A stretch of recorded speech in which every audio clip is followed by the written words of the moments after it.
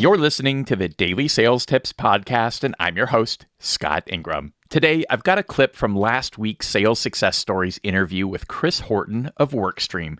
Just for a bit of context, Chris came onto my radar because he was the first seller at Workstream to ever sell over $1 million. That got him to about 200% of his annual number, and he did it in just 6 months. Here he is talking about how his morning routine has changed over time. Yeah, I've been at every single end of the spectrum as far as time that I wake up and that sort of. I've woken up at 4:30 a.m. consistently for 6 months. And then I've also just gotten to a point sometimes, at some points where I don't even set an alarm, or I set an alarm for 8 a.m. and then naturally wake up at 7:30 or whatever it might be.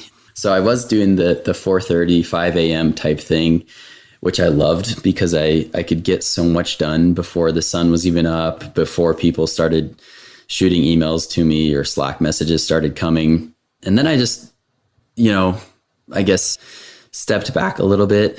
I know it's funny, but I was reading an interview with Jeff Bezos about his morning routine.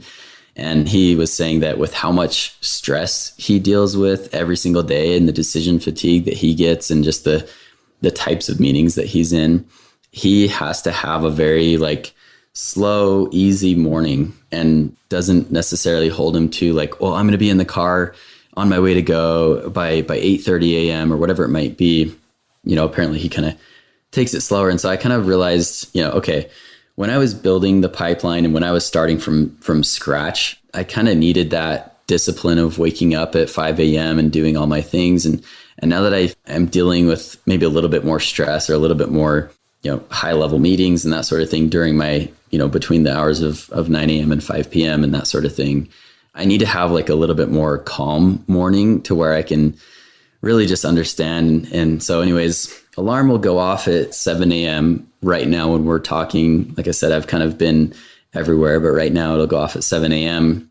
I get out of bed and I try as hard as I possibly can to refrain from looking at my phone, because if I do, then it's just work mode. I can't get out of it. If I look at my phone first thing, get out of bed, then I'm going to go downstairs. I'm going to open my laptop.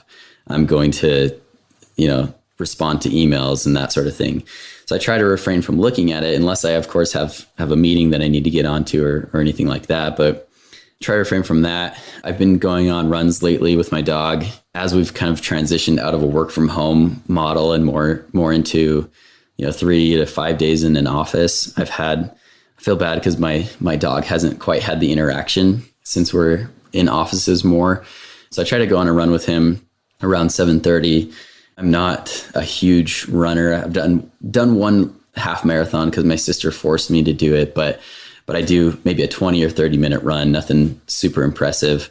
And then I usually will get home, shower, get ready. That takes 20 or 30 minutes. And then I'm in the office by maybe 8:30, between 8:30 and 9 a.m. So nothing super glorious, but kind of what I found is that I tried packing so many things. I tried to read 15 pages, go to the gym, run, feed the dog, take him on a walk, talk to my wife, make breakfast, do all of those things in the morning time. And I started to realize it's not necessarily about doing everything before the workday. It's more about doing 2, maybe 3 things really, really well and preparing yourself doing those 1 or 2 things versus doing 5 or 10 things for 15 minutes, and jumping back and forth and only getting a piece out of the one thing that you're actually focusing on. I wanted to share this clip to get you thinking about my own tip I'm planning to share tomorrow. So make sure you're subscribed to the podcast so you don't miss that. And if you'll click over to DailySales.Tips/940, you'll find links to this full interview with Chris on the Sales Success Stories podcast and a link so you can connect with him on LinkedIn. Thanks so much for listening, and I'll talk to you tomorrow.